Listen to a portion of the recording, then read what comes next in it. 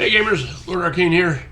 Today we're coming to you, well, I'm alive. I'm not going to say live because I'm recording this. We're talking about EverQuest. When I was putting together the video for this Tuesday, I'm trying to think what computer games are going through, some big news. And ironically, one that came up was a 23-year-old game. So EverQuest has been around since March 1999. They are currently celebrating their 23rd anniversary.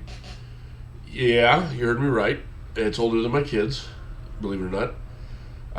The image up on the upper right, my right, I should say, is their graphic for EverQuest 1's anniversary party. So I thought I'd share that with you. The anniversary stuff is going through May, so they're partying hard for about 2 months. Anyway, moving on to news specifically about EQ. They just recently launched their 64-bit both client and server, so a little bit of performance boost there. They have 28 total expansions out right now over the 23 years, so they've been busy. They've kind of narrowed it down to one a year. The most recent one came out in December. The interesting things going on right now that we're finding in EverQuest, and I have played it since March of 1999. I've got long stories on that one that I might share with you later, but the big things going on in servers right now are the TLPs, the time lock progression servers. The most recent one that came out was Mishief, which is really an oddball one because it has random loot tables. For example, you can loot a feathered cloak of the Pegasus off of Najena.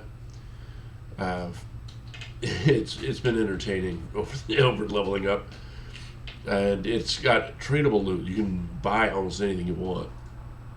Elemental drops from planes of power, you name it. So it's been an interesting progression as far as how power holds and being able to get raid loot quickly. My characters, my big two, I have a wizard and an enchanter, both 65, and they're packing a plane of fire breastplate that they bought for about a couple K a piece. It's been really entertaining. So if you're coming back into the game, Mischief's a good one to check out.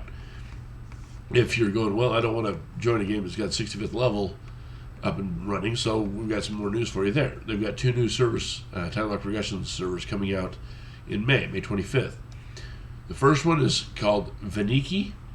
It's an interesting one in that how they're handling it. They're starting out with Gates of Discord up and running, but a level cap of 40. So you can do all sorts of things. You can play your Froglocks, Gucktons, call them what you will. You can play Vashir. It'll have planes of power functional, so you can go through planes of knowledge to get your groups together very quickly. But it caps at 40th level. It then will advance level-wise every several weeks, depending on how big they're jumping. They're going to 50, and then they're going to 55, and then they're going to 60, stuff like that. That'll be an interesting one. If that's not quite your ball of wax, then you've also got Yelniak coming out, and that's also May 25th, and that's just your typical progression server from the information they're sharing on that. So you've got a few options there. All of the progression servers require a subscription. You can also play on the old servers for free, and you really don't have any big penalties until you get in your 80s. So it's a fun way to come back and look. You're going to have better grouping on the TLPs, especially, as I said, Mischief. Mischief's been very popular. And yeah, that's where I've been hanging out. I originally started back on Inaruk in the day, and then it merged with Khazak-Thul, and then that didn't merge with Khazak-Thul. Anyway, it's now nameless. And my main character's name is Arcane. That's where the moniker came from. So, if you're thinking EQ, there's ways to get back in there and look at it without actually costing anything. I'll have a link to the article about their the producers' letters, which is kind of what spurred the video. Both EQ and EQ2 had producers' letters talking about the new TLP, at least in EQ's case, and a few other things. I'll share those links with you. But as typical, I'm trying to keep this short and sweet. Okay, moving on to EQ2. EverQuest 2 has 18 expansions out. Their newest update is actually expected any time. It's update 119. The newest server is called the Lore and Legend server. That one is kind of fun. I fiddled with it a little bit just to check it out.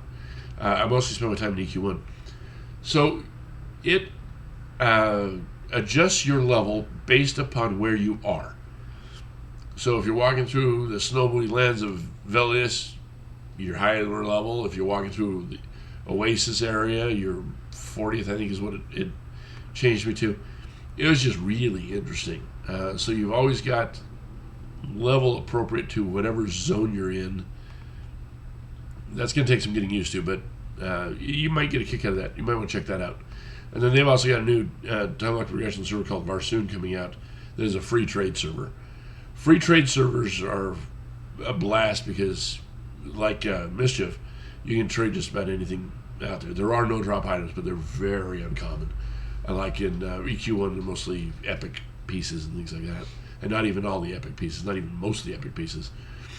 It's, well, depending on your epic, but enchanters still get screwed. But it is what it is. That might be more your interesting thing. You might want to check that out. I have not played EQ2 seriously since its launch back in the day. Now, moving on to, I'll have a link to the producer's letter for that one too. Moving on to the most interesting thing that I found. This I stumbled across. I go, okay, yeah, maybe, possibly, but then I got looking at it a little closer.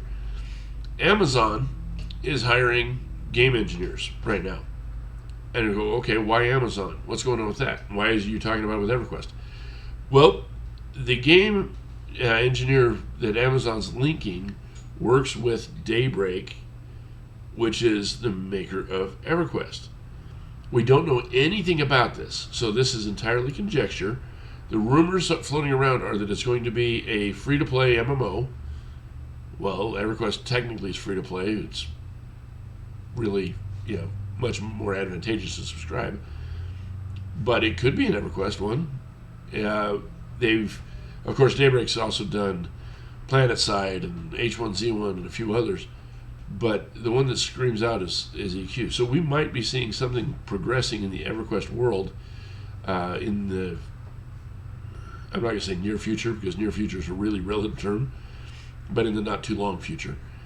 I've got a link to the posting for one of the jobs. There's actually several of them that I'm going to share as well in the details. But if this is going right, and if I'm correct, we might just see some EverQuest coming out from Amazon. And most people are going, well, Amazon doesn't have anything to do with games. You're wrong. They've released a couple fairly big ones recently that I didn't know were linked to Amazon either until I looked. Two of them I've seen advertised. I haven't played either one of them. One of them is New World, and the other one is Lost Ark. So if you've been hitting any of the, Steam sales, anything like that, you've seen them advertised. I know you have.